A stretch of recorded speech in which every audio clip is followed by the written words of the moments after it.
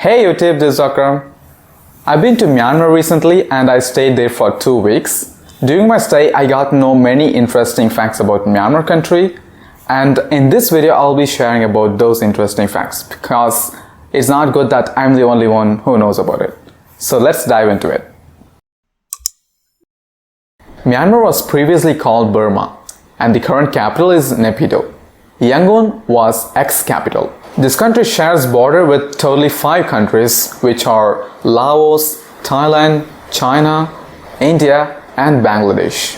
Additionally, Myanmar is considered 39th largest country in the world and the first biggest mainland country in Southeast Asia.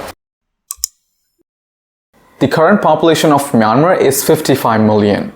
On a scale of 100%, out of 187% of people are Buddhism, and 7% people are Christianity, and 5% people are Islam, and remaining 1% are others, which means they can be a different religion. In addition to that, there are more than 135 ethnic groups are existed within the country. As soon as I exit from the airport, I encountered the first thing, which men and women both wearing a kind of skirt which they call lungi. Be it anywhere, at home or at office or at road or street, they are literally wearing it everywhere because it is traditional clothing, so they are wearing. And even the spelling is different. In English it's L-U-N-G-I, but in Burmese English spelling would be L-O-N-G-Y-I. Another interesting fact is, when you're walking on the road or on the street or just going by a vehicle, you can see splotches of red all over the place. But worry not, it's not like killings are present there. It is people spitting red beetle juice. And the shocking thing is, an average person will chew 30 beetles per day. And everyone chew it, including teenagers and adults and even the elder persons as well. Everyone likes to chew it. Next thing, I was shocked by the cars in Yangon. Most of the cars are used imports from Japan and Thailand. The actual thing is, cars drive on the right side and the steering wheel will be on the right side too. But it's not the case with other countries. Like if the car is driving on the right side, the steering will be on the left side. But in Myanmar, both car is driving on the right side and the steering is on the right side.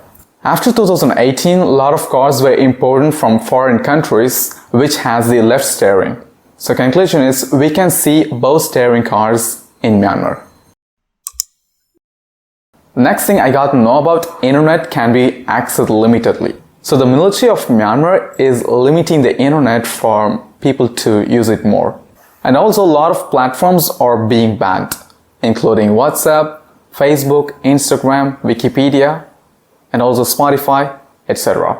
So people are using VPN to access these platforms. But the worst thing is, the military are actually banning VPN applications as well, which makes it hard to access these websites. Despite all these challenging things, the most used application in Myanmar is Facebook. Hell funny, right? Power cut can be seen often in Myanmar. In city center there will be no problem, but still when I was stayed there, people complain me that there will be no power for at least 4 hours, even within the city.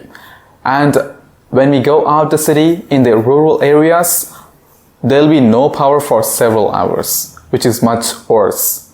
And this thing was done by the military, obviously.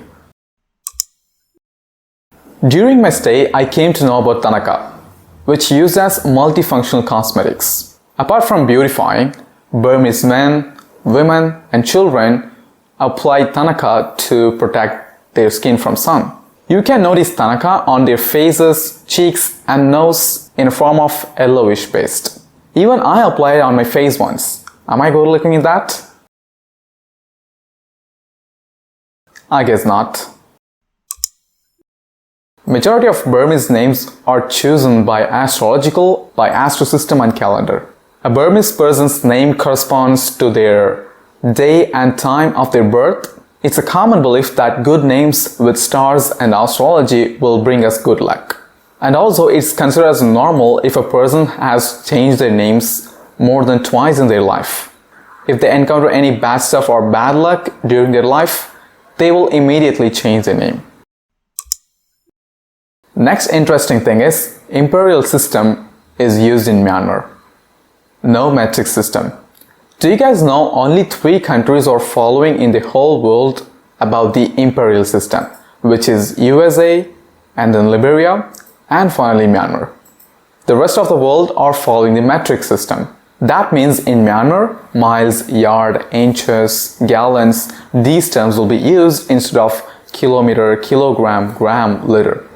And also we have old traditional way of measuring, which is lan, which is equal to 1.8 meter, and kauta, which is equal to 1.2 kilometers, peta, which is equal to 1.02 gram, peita, which equal to 1.6 kilogram, and kwe, which is equal to 1.2 liter. Again, Myanmar is proving that it's a unique country. Myanmar is actually Southeast Asian country. All the other Southeast Asian countries are following the time zone UTC +7. But only the Myanmar country is following the UTC +630. In the whole world, only Myanmar is using this time zone. Residents of Myanmar avoid cutting their hair on Mondays, Fridays, and on their birthdays because they think it will bring bad luck if they cut their hairs on these days. Washing hair is another thing they avoid for a whole week if any funeral took place in the neighborhood. In Myanmar, especially in the Kaya state, there is a tribe existed named as Kaya people or Padong people. They are famous for neck elongation using brass rings. Kayan women start wearing these coils from a young age, adding more over time.